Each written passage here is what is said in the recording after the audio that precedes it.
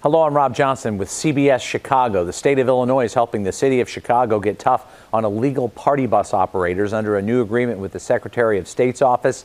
City investigators will now be able to run bus VIN numbers and plates as well as check driver's licenses on the spot.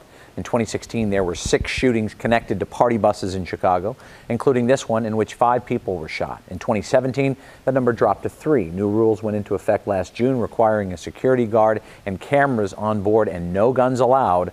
Earlier this morning, Mayor Rahm Emanuel had a message for party bus operators who break the law. The party's over.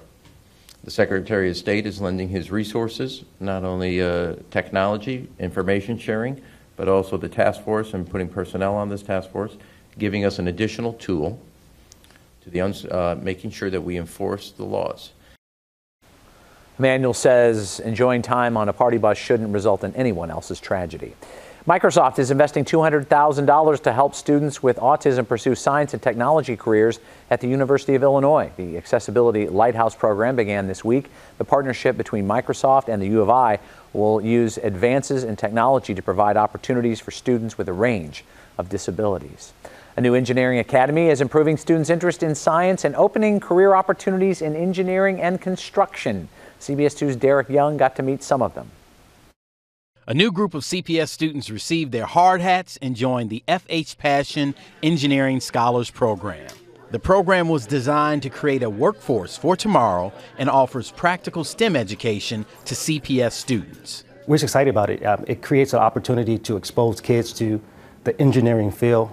As a general contractor here in the city, we have a duty and a responsibility to reach back, cultivate talent. FH Passion partnered with Westinghouse College Prep in 2015. Since then, they've exposed hundreds of students to real-world STEM curriculum, summer internships, and site visits at construction projects.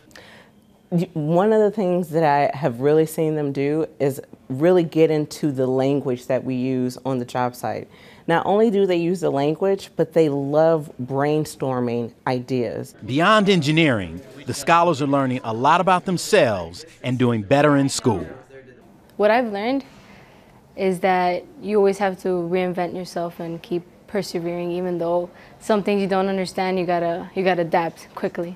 I feel like just being in the program is an honor, and like the program has helped me get my grades up.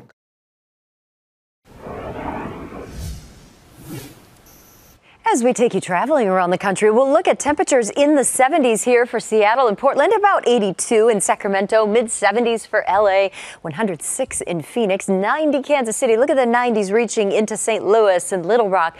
Atlanta holding at 90 degrees and about 70 in New York City. Showers and storms will form probably in the nation's midsection here, but then they start dying out as they drive to the south and east. Also, the Pacific Northwest has a chance for a few showers hanging around as well. As far as severe weather goes, the Storm Prediction Center is looking at this area in yellow for a slight risk that some of those storms could be severe, and then a less of a risk, but still the risk is there through Iowa, parts of Missouri, through the plains as well, and into the Texas Panhandle. The Chicago forecast calls for a pop-up storm chance on Thursday. Warmer temperatures into the 80s, but still a bit of a lake breeze may keep lakeside temperatures slightly cooler.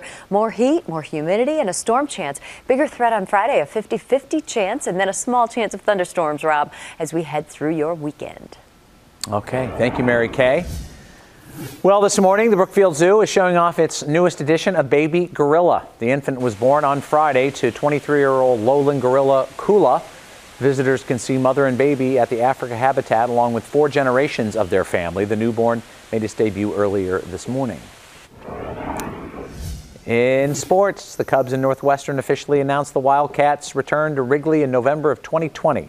The Cats won't have to play one-way football like Wisconsin, like they did back against the Illini back in 2010, thanks to the reconfigured and renovated friendly confines. For the latest headlines, day or night, head to cbschicago.com. I'm Rob Johnson. Have a great day.